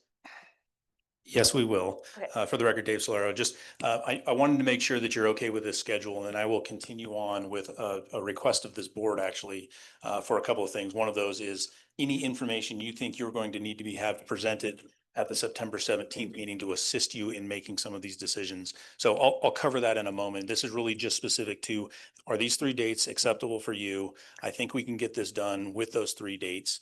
If we need to have another special meeting in October, I think we can get there. But the reason for not having something between now and September is because we're going to need to do some of the analysis related to, hours of operation, some of these other sorts of things to make a budget presentation available to you all. Okay, thank you, Trustee Rodriguez for the motion. Thank you, Trustee Moser for the second. All those in favor of the dates that are listed on the board and Mr. Solero has provided to us. All those in favor, say aye. Aye. Hearing no nays, we are with you on the schedule. Thank you. Thank you. Next slide, please. So as I'd mentioned, we had some training and trying to talk through, policies level setting that this board prepares for a director and staff to actually implement that policy. So one of the things that the public may not know is this board sets the number of locations, the days of operation of those locations, and the hours of operation of those locations. That is the policy of this board, and you have set that. Again, the Library Board of Trustees have set this schedule, which is currently the schedule that we are following for all of our libraries. This is one of those areas where I've heard many comments about, why do we have the library open at certain times and close at other times? Are there other times that should be appropriate? This is really for you all to give us direction on where you think the library system needs to be open, when, and for how long. This is one of those areas that is kind of foundational to how we staff the libraries. Right now, these libraries are open 401.5 hours per week to the public. That's the accumulation of everything you've got on this screen right here, Sunday through Saturday. And so the current budget supports 401.5 hours, just to kind of level set for you all. If you want to start thinking around what what it might look like if we open all of the libraries on Saturday and Sunday and maybe less time during the week or no days during the week, whatever that looks like. Certainly you've heard from enough people, you have heard from staff, you have heard from, your friends and family. I think you've got a good ability to make some judgment and provide me with some information related to what your individual thoughts are around the hours of operation, days of week, and operating locations for the library. Now, I don't expect you to be prepared to do this tonight. So I would request that you think about this over the next couple of weeks and send me individually an email that outlines your thoughts around hours of operation, times of opening, days of operating and which branches. I will then take the next 2 weeks to work with staff to try to plan out and understand kind of the consensus of this board to be presented back to you in maybe a couple of options at the public meeting on September 17th. There are, a lot of ways to do this, and we've got very talented staff that can help me work through some of the, understandings of why the library is open the hours they are, and we can work through that at the September 17th meeting. But I really need to understand from your perspectives what your thoughts are around Washoe County library systems. You've heard from people, I'm sure you still hear hear from people, you can reach out and, and understand that. And that information is going to be very helpful. So if we could just run to the next one, because there's another little ask on the next meeting. And so again, I would love to have this information from you by September 5th. And at the bottom, I'd really like to know from each trustee what your ideal state of or what do you think of as a library branch? So is this simply a building where we house books and people come in and get those books and take them home and read them? What types of books are they? Are they hard books or are they electronic books? Kind of, you've got a good understanding from, again, the comments and everything you've heard about all of these things. And so provide me your recommendations around what you think a library is. And I'll work with staff and I'll work with Washoe County budget to kind of come up with a consensus around what we think that means to all of you as a whole. And again, provide you with some options to choose from at the next meeting so that we can start to continue to refine what this is. Again, it's going to be different for you. Each individually. It's going to be different from everyone in the audience. It's going to be different for me, but you happen to be the 5 individuals that the Board of County Commissioners have entrusted with kind of setting the policy direction of the library system. And so I am here to help you through that process. I think this process will work pretty well. Again, we've got lots of information, but if you need additional information from me related to this ask that I'm asking you tonight, please reach out again individually. We can't have the conversation amongst yourselves. Reach out individually to me. Copy DDA Kaplan as well if you'd like. But I want to make sure that we are doing this open to the public. So when I bring the information back to you, you will see it the same time as everybody else. So that's very important. I think that was part of the training that we went through over the last couple of days. So, but I need to understand what additional information you are going to need to help you through this. I can provide it to you in probably I will provide it to all 5 of you at one time.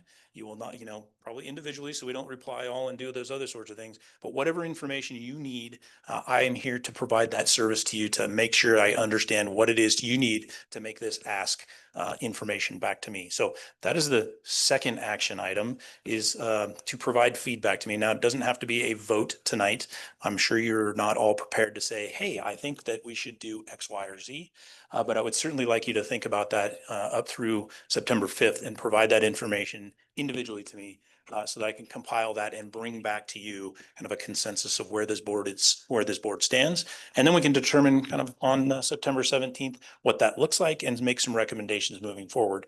Again, I realize I am asking a lot of you, but I think this is very important to go through this exercise so that the public can understand your thinking when we get into that meeting about why you would suggest certain hours and certain branches. We're like starting from the bottom to build your policy around hours of operation. And then we will take that once we can all agree upon that and price that out. And that becomes, the cost of providing library services to our community. That's where we're trying to get to in October. So if there are any questions related to what I've laid out here tonight, please, I will turn it back over to you, Chair, and you can ask those questions of me. Thank you, Mr. Solero. I appreciate your clarification that the current budget year we are in does not in any way affect any employees or programs, as may have been alluded to. I don't know what to do. It's on. I'll start again. Thank you, Mr. Solero. I appreciate your clarification that we're dealing with a budget currently through next June that faces no budget cuts, no staffing cuts, no changes in programs, no closures of libraries, or impact in any way to what is currently going on. Is that correct? Thank you. So that what you are asking us to do, and I prefer it to be, and Mr. Kaplan would have to advise me if I can call for a vote of the board.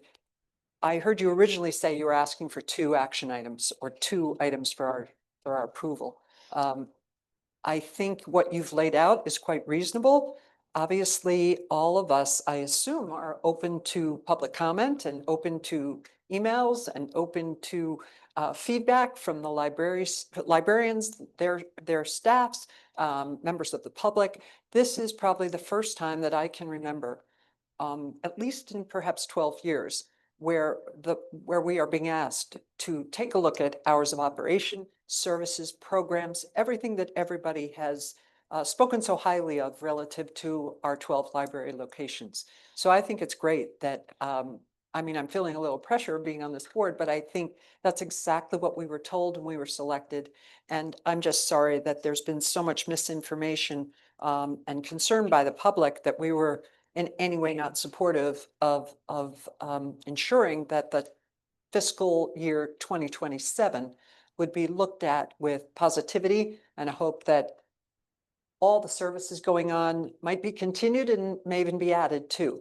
So, Mr. Kaplan, I don't want to be out of line here if I ask my colleagues for their input on this second action item submitted by Mr. Solero. If I may ask for a motion to stick with a September 5th deadline, that feedback from each one of us, not reply all and not to each other, that we send Mr. Solero exactly what he's asked for by way of commentary on hours of operation, programs, anything we might be thinking of relative to the fiscal 2027 budget. Am I all right doing that? Herb Kaplan for the record, absolutely. Okay, great. Then I am asking for a motion to, yes, do you have? Madam Chair, Trustee- I do. Yes, please. Trustee Ruff, for the record, I move that we provide Mr. Solero and his office and with the information requested, with the things that we're interested in knowing about operations, so that we can help make informed decisions for that 27 budget. Marie By Rodriguez. September 5th. Marie Rodriguez, trustee, I'll second. Thank you very much. All those in favor? Aye. Hearing no nays, both items pass. Mr. Solero, and we thank you for this introduction. One sorry. question, trustee Moser. If we can include in our budgetary conceptualization also the ways that the library can offer making money. There were some suggestions such as passport. There's a few of them, but if we can include those maybe as a possible offset, I'm not sure if that's possible modeling that we have available for things that don't exist yet, but if we can include that, I think we should. And also the suggestion of closing the county system to just the residents. I think we should think about moving forward with that as well. I will take any information that you provide individually to me and, you know, and use that to help inform the entire board of kind of all of the thoughts of the trustees. So anything you want to provide to me, I will work through this and, you know, if it's a revenue generating piece as well, certainly I'll work with budget and finance on what that looks like. So, you know, thank you. The motion has passed, all in favor. And I very much thank you for setting the record straight and providing us with deadlines and requests for our feedback. I would remind my fellow trustees through our open meeting law training that we will not copy one another. Our comments will be made directly to you. We may copy Deputy DA Kaplan, but not one another. All right. Thank you very much. No problem. Anything else, Mr. Solero? I'll wait for the next item. Okay. Let's see. Thought that was. Announcements of the following item. I'm confused. I thought we just did number 5. Mr. Solero, just hold on. Just did. Yeah, that's what I thought. Okay. All right. Thank you, Mr. Solero. I was wondering why you're standing. I thought I'd missed something. Thank you. No problem. Take your time. We are now moving along to item number 6, public comment. A reminder, there is a 3-minute time limit per person. I just need to know who would like to make public comment. If Sarah, if you have any individuals who've signed in and you folks can watch. Thank you, Sarah. Thank you so much. Okay. All right. Gail Townsend, please. You pass those.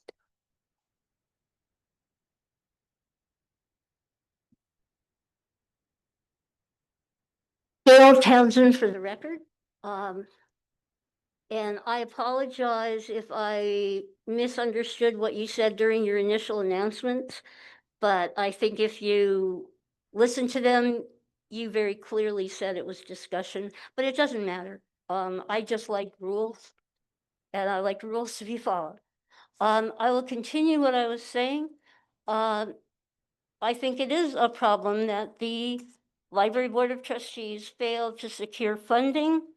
At the July meeting, a trustee asked what contingency plan the library had in case WC1 failed. Well, I'd like to know what contingency plan the Library Board of Trustees had. You did not support WC1. What sources of funding did you expect to have to replace what was lost? And the only idea presented so far is to seek corporate funding, specifically from Tesla and Panasonic. And by coincidence, I received this piece of mail from the United States Post Office concerning change of address. I was shocked to see on the backside there was advertising. I have never gotten mail from the government that had advertising. I think it's interesting that one of them is for Tesla. And that is exactly why we object to corporate funding. We don't want advertising inside and outside the library, as I see when I drive past schools. We don't want the Explorer sent home with dozens of pages of advertising. We don't want corporate interference with the library operations policies or staff. And that is why there was such a negative reaction when it seemed that this was being proposed. Another thing I think the Library Board of Trustees has failed is that for the past many years, you have been laser focused on one objective, firing Jeff Scott. As a result, the LBT ignored many things. Routine business suffered, took 11 months to approve bylaws, meetings were canceled, rescheduled, items removed, and added to public agendas in violation of open meeting, but a lot of routine business failed.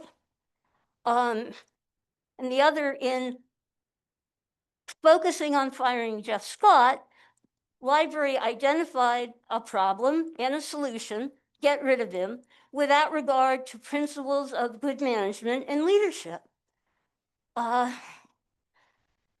Without investigation, you said, Mr. Thank you. I'm Oh, sorry. okay. Time is up. Thank you. Thank you.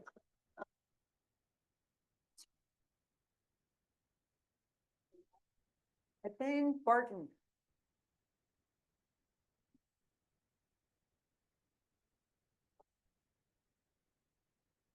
Thank you. This is Ethne Barton again, and I just wanted to finish highlighting all the great things that are happening here. Sorry.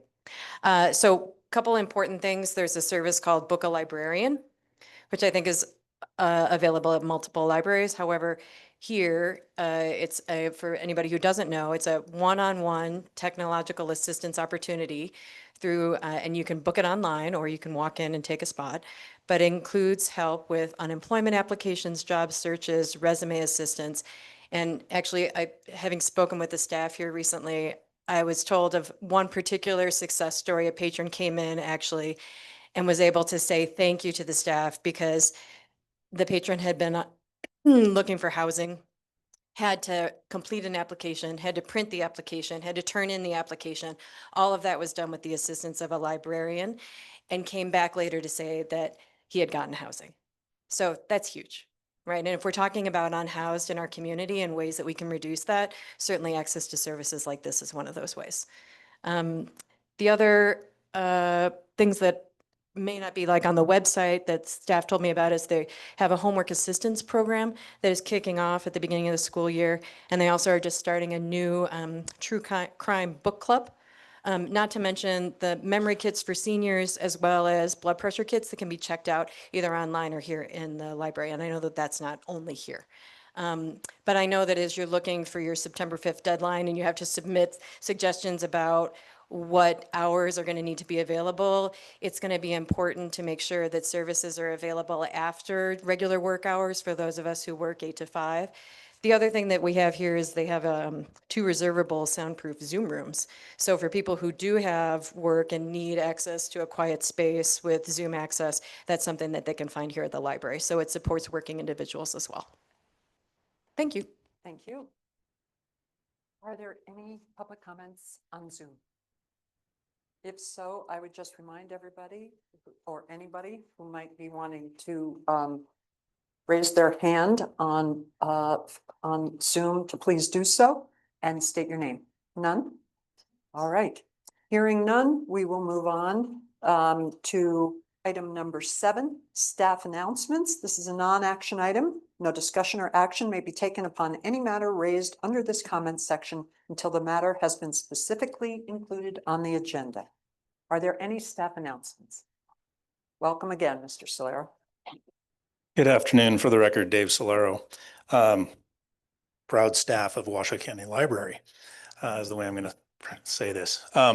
I first want to thank Sierra and Kristen for helping us keep the meeting on track tonight, as well as the warm welcome that I've received from all of the librarians and the administrative staff as we work through this process. So really wanted to make sure that you all were aware that the staff of the library system is out there on a day-to-day basis, making great things happen for our community. You've heard some of that testimony tonight, and I think you will probably hear more of that as we move through the coming months. So I really appreciate what staff has done. Now, a couple of items that I would like to talk to this board about and inform the community. Beginning in the September Library Board of Trustees meeting, I will be changing the format of how we do these meetings as a hybrid meeting. I would like to change them to basically in-person meetings with streaming on YouTube. This is more similar to the way that the Washoe County Board of County Commissioners does this. And this is all in a way to eventually get to the point where we're providing accessible websites and other things. So we're going to have to transition to our Granicus, so our agendas are going to look different and a few other things. But I think the first one is really to provide streaming on YouTube versus through Zoom, because it just, as we've seen, it causes a lot of issues and troubles in trying to get everything mashed up. And so we found with the Board of County Commissioners that, streaming on YouTube is an easier way for the public to gain that information. Now, that will require some people that don't want to come up in person to be able to submit emails. And so we're going to push out information that they'll be able to submit emails through Sierra in advance of the meeting, very similar to what we do with the Washoe County Board of County Commissioners. So you will have that information as well for any public comment that comes in electronically. Links to the agendas and videos will be posted the same way until we get into the next phase, which is the Granicus platform for our accessible agendas. And so wanted to just make sure that you are all aware of that, and that change will occur at our September meeting. It's a lot easier for staff to be able to put these meetings on to do that, so we can focus on, getting the things done that we need to do. So wanted to make sure you are aware of that. Now, the second item that I have is, while I told you that it is your job to set the policy of the hours and locations and all of those sorts of things, that is absolutely true, and you've got those set up. But I'm also going to ask for a little bit of grace as I work with the librarians and grace from the public as well. There may be some days and times that we are simply not able to staff some libraries with some vacant positions that we've got open, and trying not to burden staff to bend over backwards to make sure we've got every single one of those 401.5 hours open. We want a little bit of flexibility. So I'm just going to beg for forgiveness from the community and yourselves right now as we work through kind of how to staff the libraries appropriately to meet that with some vacancies that we've got. And so this is an operational kind of discussion on how we do that. Just wanted to make sure that you are aware that you may get some complaints from some of the public that, hey, the library was supposed to be open on X day at this time from this time, and that may not be true. Now, when you go onto our website and you take a look, it tells you the hours of operation every day. So if we can project that ahead, we will certainly make sure that the public understands that what those hours are going to be. We're not going to use this liberally. This will be just a little bit at a time while we work through a few headaches. So just wanted to make sure that the library or the Library Board of Trustees was aware of that as I try to make some operational assistance through the librarians, and we work through all of this. So that is my comments for the board. May I ask a question, you, Mr. Slayer? I just got a little confused about vacancies. Are you saying that we need to be more patient, the public does, as we work through filling them or not filling them, or deploying resources in different ways? I'm a little, I lost you somewhere along the way. Sorry, it's as we deploy people in different ways. One of the things we have done since January, I believe it was January, is when a vacancy has come open, we have not filled those vacancies. So part of that is the uncertainty around what that future budget looks like. Some of the direction that I've received from the Board of County Commissioners is, the people are the biggest resource and the best resource that Washoe County has to provide services. So the last thing I want to do is get in their way when they tell me, this is what the budget's going to be, and we have to look back and say, there, we don't have room for that. So there's this period of time, it's going to be rough. The librarians are already feeling it. The library staff are feeling it, just the pressures of trying to make sure that we are meeting the policy of the board. So I'm just looking for a little bit of flexibility while I work with staff to go through this, because we do have vacancies that we are not currently filling until we can understand your direction on what the appropriate budget is. So just to clarify further, it is a position of Washoe County not to fill those vacancies? Currently, that is my recommendation to the operational process at Washoe County. Now, there are positions that we have hired out of that. And so as I get an understanding of what it takes to actually run the library system, I've asked, not to fill any additional positions at this time.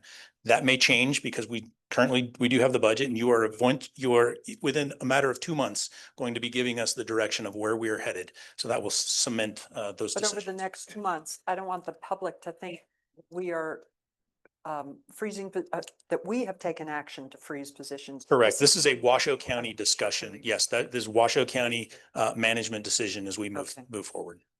And I don't want to take too much deliberation because DA Kaplan's going to beat me up. No, but I think what you're saying is all of us need to be very aware and certainly respectful of the pressure that may be on library staff, given vacancies, given what they're attempting to do to serve us all if these positions are not filled for a period. And I would hope we would do that, and everyone would do that. Okay. Yes, Trustee Rodriguez. Trustee Rodriguez, for the record. Just for clarification, we are working on the 2027 budget. So this request on hours, will those hours go into effect with the 2027 budget? Or are we going to be changing hours before that? We will not be changing hours. However, there may be some days and times that we have to close a library branch early because of staffing.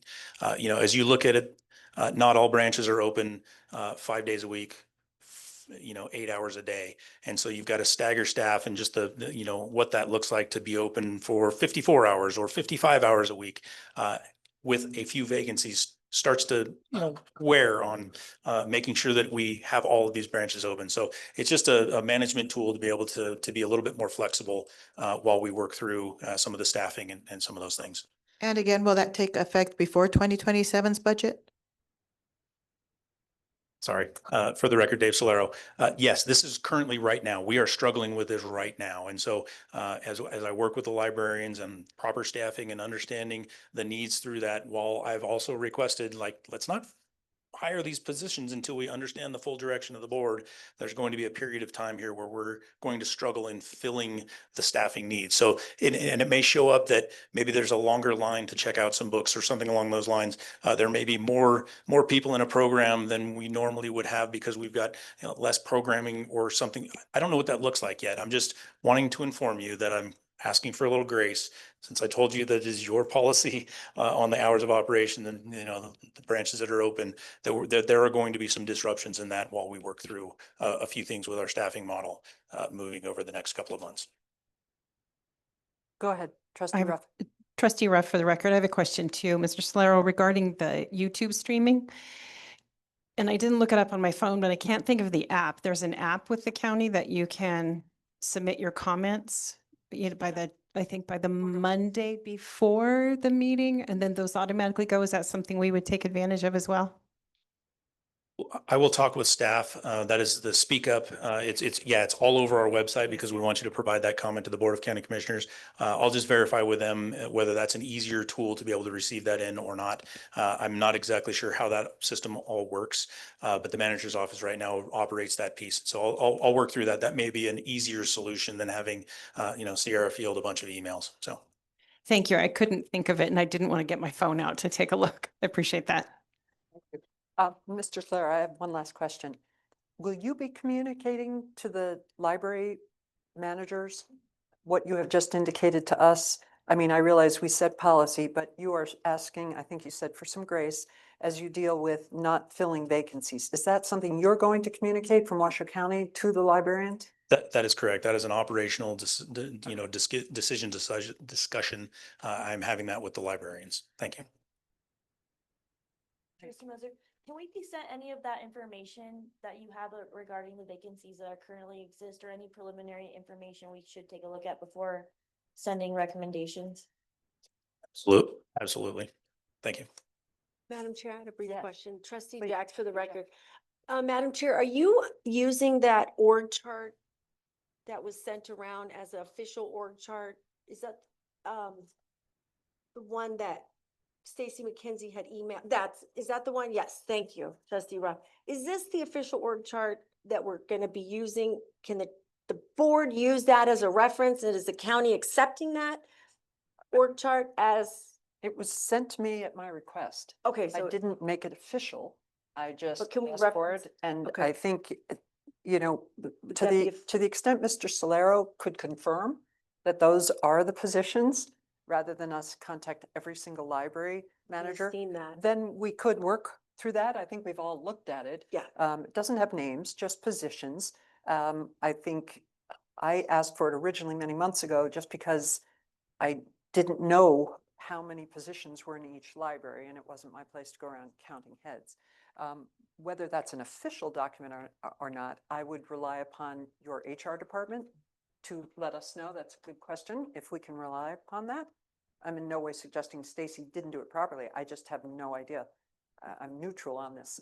Just would like to know if this is what we should use. At the risk of jumping over DA Kaplan here, I'm going to just hop in please. here very Yeah. quickly. Well, if you have a comment. I appreciate the want for this board to kind of get down into the numbers of people within the library system.